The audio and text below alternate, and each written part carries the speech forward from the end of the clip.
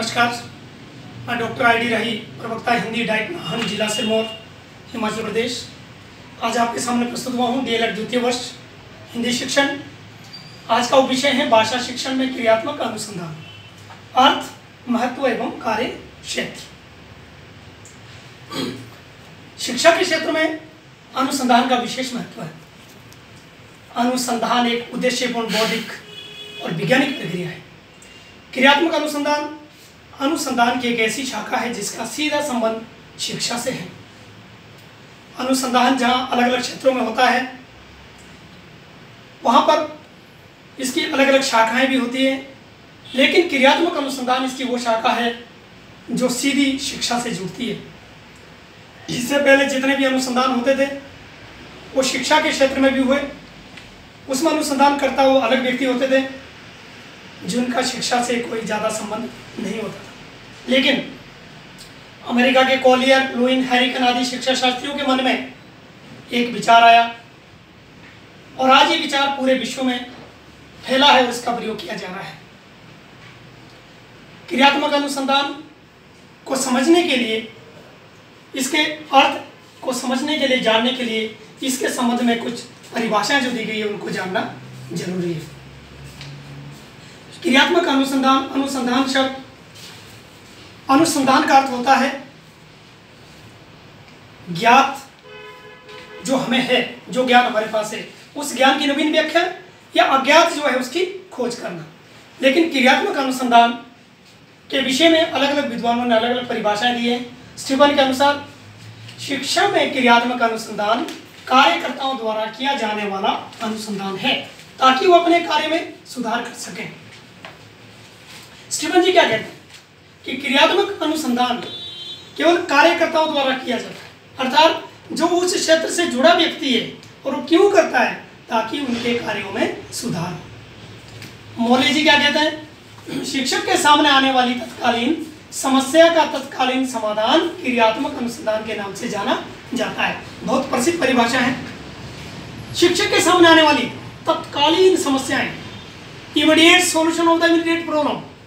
शिक्षक कक्षा में पढ़ा रहा है, उसके सामने कोई समस्या आ गई तो अब उस समस्या के ऊपर क्रियात्मक शोध करता है और उसका समाधान निकालता है। यानी कि क्रियात्मक अनुसंधान जो है तत्कालीन समस्या का तत्कालीन समाधान है, और जो उसी व्यक्ति के द्वारा किया जाता है जिसको समस्या आती है, उसमें तीसरे व्यक्ति का कोई रोल नहीं होता। तो ये मोले जी कहते हैं।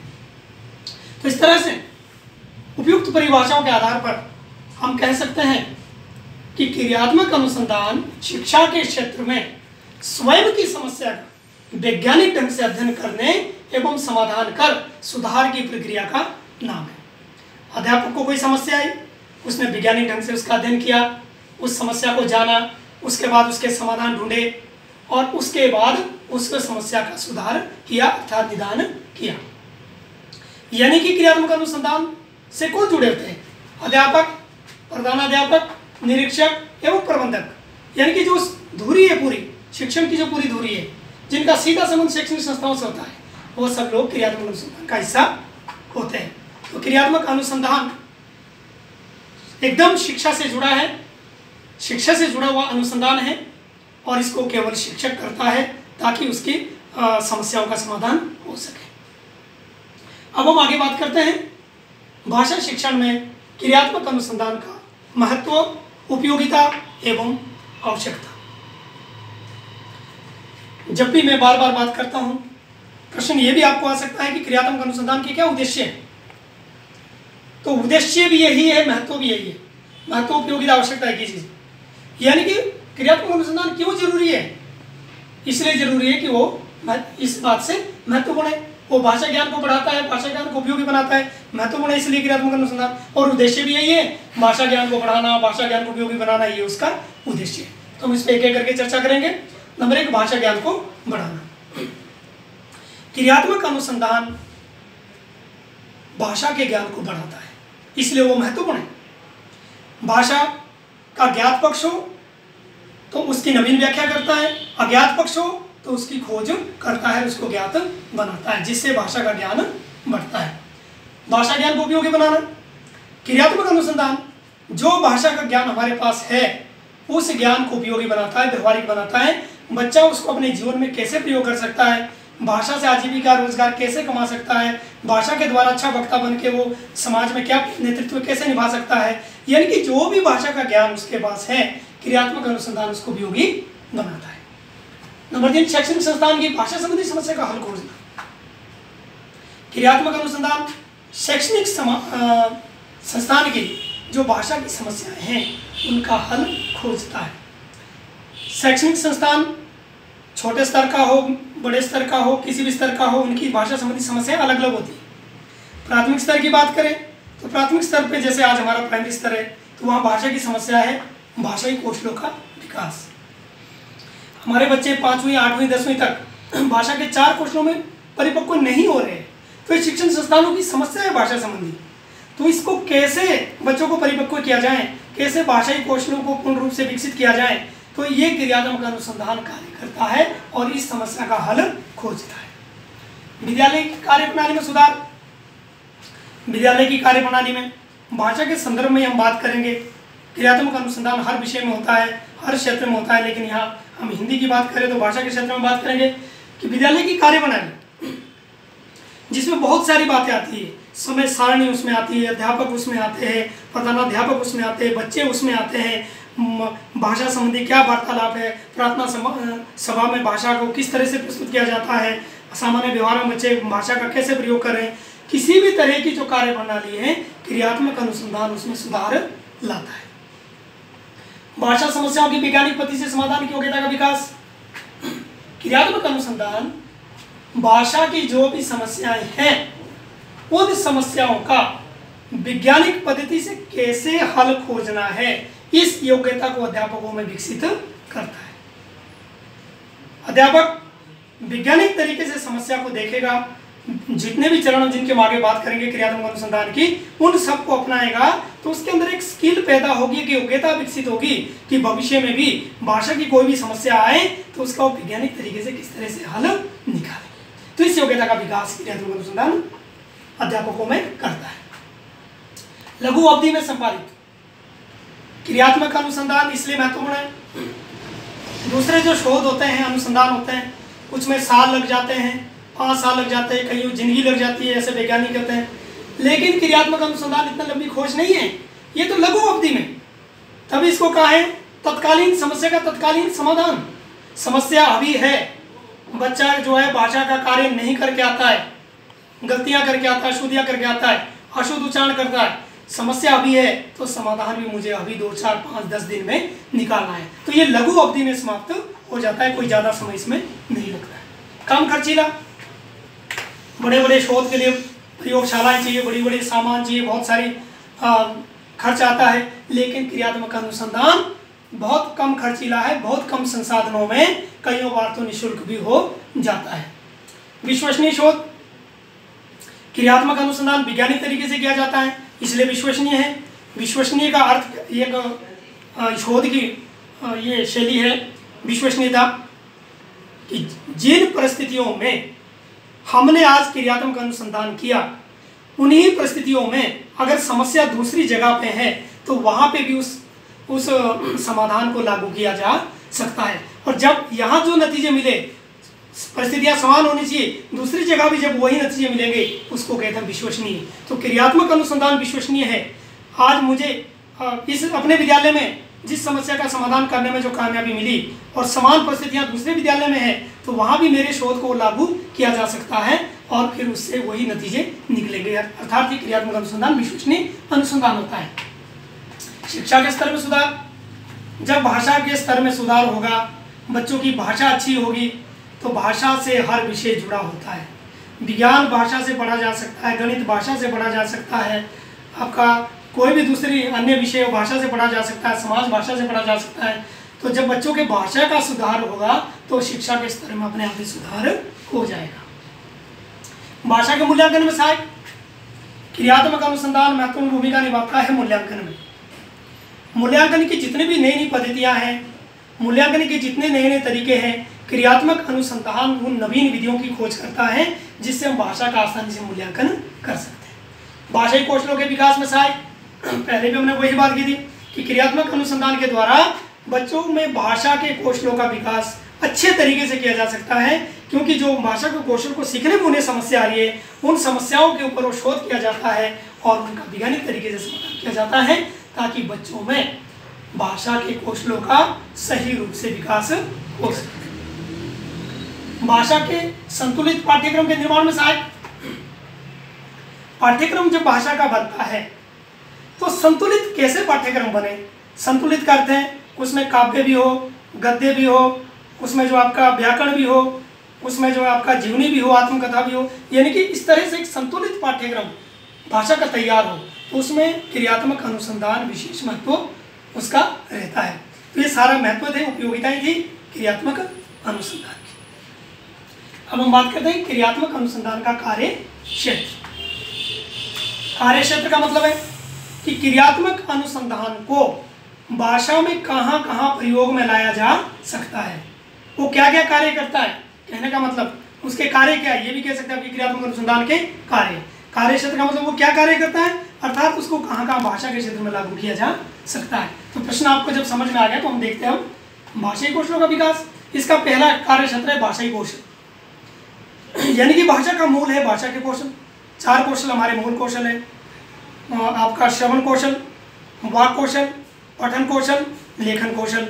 अब यहाँ से भाषा शुरू होती है और क्रियात्मक अनुसंधान का पहला कार्य क्षेत्र है कि इन कौशलों का सशक्त विकास बच्चों के अंदर करना है, तो अध्यापक सबसे पहले क्रियात्मक अनुसंधान को यहाँ पर लागू करता है। शब्दकोश का निर्माण, भाषा में शब्दकोश अपने एक महत्वपूर्ण भूमिका निभाते हैं। शब्दकोश एक शब्द भंडार होता है, विस्तृत शब्द भंडार होता है, जो भाषा की शुद्धता के लिए, परिमार्जन के लिए बहुत जरूरी होता है। किस शब्द का कौन सा कैसा स्वरूप है, व्याकरणिक स्वरूप उसका कैसा है, वो लिंग उसका कौन सा है, वो संज्ञा शब्द है, क्रिया शब्द है, यानी कि भाषा का एक विस्तृत शब्दकोश जो एक भाषा के विकास में महत्वपूर्ण भूमिका निभाता है। वहाँ पर क्रियात्मक अनुसंधान या क्रियात्मक शोध के द्वारा एक अच्छा शब्दकोश तैयार किया जा सकता है। भाषा के पाठ्यक्रम का निर्माण, क्रियात्मक अनुसंधान का प्रयोग भाषा के अच्छे पाठ्यक्रम के निर्माण में किया जा सकता है। पाठ्यक्रम अच्छा होगा, भाषा सशक्त बन जाएगी। पाठ्यक्रम दोषपूर्ण होगा, भाषा में त्रुटियां रह जाएगी।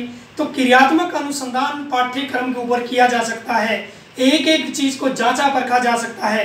पाठ्यक्रम में जो पाठ्य वस्तु डाली गई है उसके ऊपर पूरी तरह से जब शोध किया जाए तो एक अच्छा पाठ्यक्रम का निर्माण होगा। भाषा की पाठ्य पुस्तकों का निर्माण, पाठ्य पुस्तकें पाठ्यक्रम का अहम हिस्सा होती है। पाठ्य पुस्तकें पाठ्यक्रम के अनुसार छापी जाती हैं। पाठ्य पुस्तकों में अगर त्रुटियां रह गई तो उसका निदान करना थोड़ा मुश्किल हो जाता है, लेकिन जब पाठ्य पुस्तकों के ऊपर क्रियात्मक शोध किया जाएगा, उनकी समीक्षा की जाएगी, वैज्ञानिक तरीके से उनकी देखभाल की जाएगी, खोजबीन की जाएगी, तो पाठ्य पुस्तकों में कोई त्रुटि नहीं रहेगी। तो क्रियात्मक अनुसंधान का कार्य क्षेत्र पाठ्य पुस्तकें भी होती है। समय सारणी का निर्माण, विद्यालय में समय सारणी का महत्वपूर्ण योगदान होता है। भाषा का विकास हो, चाहे गणित का विकास हो, चाहे समाज का विकास हो, एक उपयुक्त समय सारणी जिस विद्यालय की है उस विद्यालय में हर तरह का शिक्षा में विकास होता है। तो क्रियात्मक अनुसंधान का प्रयोग समय सारणी में भी किया जा सकता है, उसके अच्छे समय सारणी बनाने में किया जाता है, अर्थात समय सारणी भी क्रियात्मक अनुसंधान का एक कार्य क्षेत्र है। भाषा शिक्षण के उद्देश्यों का निर्धारण, क्रियात्मक अनुसंधान में भाषा शिक्षण के उद्देश्य तो निर्धारित किए जाते हैं कि अगर हमने ये कहानी पढ़ानी है बच्चों को या मुंशी प्रेमचंद जी की जीवनी पढ़ानी है तो उसका क्या उद्देश्य, हम बच्चों को क्या सिखाना चाहते हैं। तो जो भाषा के उद्देश्य हैं वो बहुत जरूरी है, और एक अच्छे उद्देश्यों का निर्धारण करने के लिए क्रियात्मक अनुसंधान का होना बहुत जरूरी है। भाषा के उद्देश्य अच्छे होंगे तो भाषा अपने आप अच्छी होगी। भाषा शिक्षण की शिक्षण विधियों पर शोध, नई नई शिक्षण विधियों की खोज क्रियात्मक अनुसंधान का कार्य क्षेत्र है। नई विधियों के द्वारा हम बच्चों को किस तरह से भाषा अच्छे से रुचिकर तरीके से क्यों उत्साहपूर्वक उसको सीखें, कौन सी ऐसी नई विधि का हम प्रयोग कर सकते हैं, तो ये क्रियात्मक अनुसंधान का विषय है कि नई नई विधियों खोजी जाए ताकि भाषा को आसानी से सिखाया जा सके। मूल्यांकन पद्धति पर शोध, मूल्यांकन पद्धति, भाषा का मूल्यांकन किस तरीके से अच्छे से किया जाए, कौन सी पद्धति अपनाई जाए, सतत समग्र मूल्यांकन अपनाया जाए, आपका फॉर्मेटिव असेसमेंट अपनाई जाए, सबमेटिव असेसमेंट अपनाई जाएं, किस तरीके से जो मूल्यांकन किया जाए, हमारी जो ट्रेडिशनल पुरानी मूल्यांकन की पद्धतियाँ थी उनका प्रयोग किया जाए। तो ये क्रियात्मक अनुसंधान का विषय है और क्रियात्मक अनुसंधान के द्वारा मूल्यांकन की नवीन पद्धतियों का खोज की जाती है। व्याकरण पर कार्य, भाषा की शुद्धता के लिए एक ही ग्रंथ महत्वपूर्ण है, वो व्याकरण। भाषा के विकास में व्याकरण का महत्वपूर्ण योगदान है। व्याकरण एक जटिल विषय भी रहता है, निरस विषय भी रहता है, लेकिन क्रियात्मक अनुसंधान के द्वारा उसको कैसे सरल से बनाया जाए, रुचिकर बनाया जाए, सरल बनाया जाए, ये क्रियात्मक अनुसंधान का कार्य क्षेत्र रहता है। व्याकरण पर इस पर कार्य किया जा सकता है। उपलब्धि परीक्षण का निर्माण, बच्चे के उपलब्धि स्तर को मापना भाषा के क्षेत्र में, उसके लिए परीक्षण तैयार किए जाते हैं, जो कि क्रियात्मक अनुसंधान का बिल्कुल विषय है, क्योंकि वो वैज्ञानिक तरीके से तैयार होते हैं। जो भी परीक्षण अचीवमेंट टेस्ट हम बनाते हैं भाषा के क्षेत्र में, वो क्रियात्मक अनुसंधान के द्वारा सशक्त जो है एक विश्वसनीय परीक्षण तैयार होता है, जिससे भाषा का उपलब्धि बच्चे का परीक्षण मापा जा सकता है। प्रश्न पत्र निर्माण अलग से भी एक विषय है। एक भाषा के मूल्यांकन के लिए एक अच्छे प्रश्न पत्र का होना बहुत जरूरी है, और अच्छा प्रश्न पत्र जो है क्रियात्मक अनुसंधान का विषय है कि अच्छा प्रश्न पत्र कैसे तैयार किया जाए, अच्छे प्रश्न पत्र में कौन कौन से गुण डाले जाएं, ये सब बातें क्रियात्मक अनुसंधान के द्वारा जानी और समझी जाती है। तो ये सब क्रियात्मक अनुसंधान का हमारा क्या था कार्य क्षेत्र। अब हम बात करते हैं क्रियात्मक अनुसंधान के सोपान। क्रियात्मक अनुसंधान के सोपान को चरण भी कहते हैं, इसको अंग भी कहते हैं, कदम भी कहते हैं। सोपान, अंग, चरण या कदम, यानी कि जब क्रियात्मक अनुसंधान किया जाता है तो हमें किस चरणों से, किन सोपानों से गुजरना पड़ता है। तो जब आप क्रियात्मक अनुसंधान कर रहे हैं तो सबसे पहला चरण या सोपान रहता है समस्या का चयन। समस्या का चयन यानी कि सबसे पहले समस्या को देखना कि भाषा की समस्या क्या है, उस समस्या को देखने के पश्चात उसको परिभाषित करना। मान लीजिए मैं स्कूल में गया, मेरे पास 10 बच्चे हैं 5वीं कक्षा में। 10 बच्चों से मैंने सुलेख लिखने को कहा, सुलेख बच्चों ने दिखाया। बच्चों के शब्दों की बनावट जो है ठीक नहीं थी, अक्षरों की बनावट ठीक नहीं थी, अशुद्धियाँ भी बच्चों की थी। उसमें से 10 बच्चों में से 5 बच्चे काफ़ी कमज़ोर थे भाषा में। तो मुझे पता लगा और मैंने समस्या को भांपा और मैंने चयन कर लिया कि 5 बच्चे जो है अशुद्ध लिखते हैं और उनके अक्षरों की बनावट अच्छी नहीं है। फिर मैंने समस्या को परिभाषित कर दिया कि इस विद्यालय के 5वीं कक्षा के 5 बच्चों की अशुद्ध लेखन की समस्या। तो ये समस्या मेरी चयनित हो गई। अब समस्या का क्षेत्र दूसरा चरण है, वो कहाँ की समस्या है, जिला सिरमौर का, नाहन का कौन सा स्कूल है, वो पूरा परिभाषित आपको करना पड़ेगा। समस्या का क्षेत्र आपको प्रदर्शित करना पड़ेगा। या हिमाचल प्रदेश का कौन सा विद्यालय है, प्राथमिक विद्यालय है, कौन सी कक्षा है।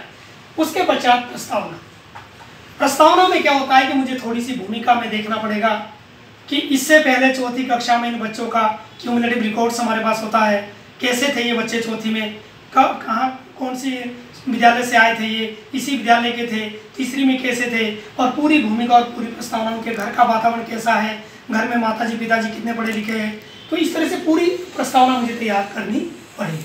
उसके पश्चात आएगा उद्देश्य। अब मेरा उद्देश्य क्या है, मेरा उद्देश्य उस विद्यालय के उन 5 छात्रों के अशुद्ध लेखन की समस्या का सुधार करना, ये मेरा उद्देश्य है। अब मैंने उद्देश्य क्लियर स्पष्ट कर दिया। उसके पश्चात परिकल्पना, ये शोध का क्रियात्मक अनुसंधान का सबसे महत्वपूर्ण बिंदु है, परिकल्पना, हाइपोथेसिस। अब यहाँ पर मुझे मौलिक की परिभाषा याद आती है, वही कि क्रियात्मक अनुसंधान तत्कालीन समस्या का तत्कालीन समाधान है। तो परिकल्पना क्या होती है, परिकल्पना एक काल्पनिक समाधान होती है। जब भी हमने शोध करना है तो पहले कल्पना कर देंगे कि अगर मैं ये विधि अपनाऊंगा तो ये समस्या हल हो जाएगी, हाइपोथेसिस। तो मैं परिकल्पना कर दूंगा कि अगर ये लेखन की समस्या, शुद्ध लेखन की समस्या है, तो इन बच्चों को पहले मैं मात्राओं का ज्ञान दूंगा, उसके बाद मैं इन बच्चों को निरंतर अभ्यास कराऊंगा, लेखन करवाऊंगा, ताकि इनकी ये लेखन अशुद्धियों की समस्या दूर हो जाएगी। वो मेरी परिकल्पना है। अब मैंने परिकल्पना कर दी कि मैं 10 दिन तक उनको 5 दिन तक मात्राओं का ज्ञान दूंगा, उसके बाद निरंतर 5 दिन अभ्यास कराऊंगा और ये समस्या हल हो जाएगी। तो ये मैंने परिकल्पना कर दी। अब प्रतिदर्श का आधार, अब मैंने शोध में आगे बढ़ना है तो मैं प्रतिदर्श होता है नमूना, सैंपल। अब मैं अपना सैंपल बनाऊंगा। तो मेरा प्रतिदर्श क्या होगा, उस विद्यालय के वो 5 बच्चे, वो मेरा सैंपल है प्रतिदर्श, वो मैंने चूज कर लिया बाय नेम, उनका पूरा मैं रिकॉर्ड तैयार करूंगा। आंकड़ों का संकलन, अब मैं उन बच्चों के संबंध में जो आंकड़े मेरे पास है या जो विद्यालय से मुझे उपलब्ध है, चाहे उनका परिवार का वातावरण है, विद्यालय का वातावरण है, उनका पिछला रिकॉर्ड है, वो सब मैं अपने पास एकत्रित कर लूँगा। और जो मैंने परीक्षण लिया था शोध से पहले, उसके भी आंकड़े अपने पास रखूँगा कि कैसी अशुद्धियाँ वो करते थे। अब मेरा असली शोध शुरू होगा, उपचारात्मक गतिविधियाँ। जो मैंने परिकल्पना की थी, अब मैं वो ट्रीटमेंट देना शुरू कर दूँगा, उपचार देना शुरू कर दूँगा। अब मैंने उन 5 बच्चों को बिठाया, उनको मात्राओं का ज्ञान दिया, पूरी मात्राएं उनको समझाई, उसके पश्चात उदाहरण दिए, निरंतर अभ्यास करवाया। अब ये मेरी गतिविधियाँ, पहले दिन की गतिविधि, दूसरे दिन की गतिविधि, तीसरे दिन की, चौथे दिन की, जितने भी दिन का मैंने रखा है 5 या 10 दिन का, वो मैंने किया। उसके पश्चात अगला कदम मेरा आएगा मूल्यांकन। अब मैंने इन बच्चों का मूल्यांकन करना शुरू कर दिया, दोबारा से मैंने टेस्ट ले लिया, परीक्षण ले लिया। अब मूल्यांकन में जो आंकड़े सामने आए वो क्या होगा, या तो चारों के चारे बच्चे मेरे जो है अशुद्ध अब लिखना बंद कर दिया, उन्होंने शुद्ध लिखना उन्होंने शुरू कर दिया, उनकी समस्या का समाधान हो गया। या हो सकता है 4 में से 2 बच्चों का समाधान हो गया, 2 का नहीं हुआ। जो भी है वो मैं अपनी उपलब्धियों में लिखूंगा कि मैं उसके बाद मुझे क्या उपलब्धियां मिली। और आखिर में सुझाव, जो कोई दूसरा उस विषय में शोध करना चाहे उसके लिए मैं सुझाव देना चाहूँगा कि अगर इस तरह की समस्या आपके विद्यालय में भी आती है तो आप इस तरह से जो है इसका हल करें, या इस तरह की गलती जो मेरे से हुई वो आप गलती आप ना करें। तो कुल मिलाकर के ये सारे क्रियात्मक अनुसंधान के सोपान, चरण या कदम रहते हैं। तो इसके साथ ही आज मैं अपने वक्तव्य को विराम देता हूँ। धन्यवाद।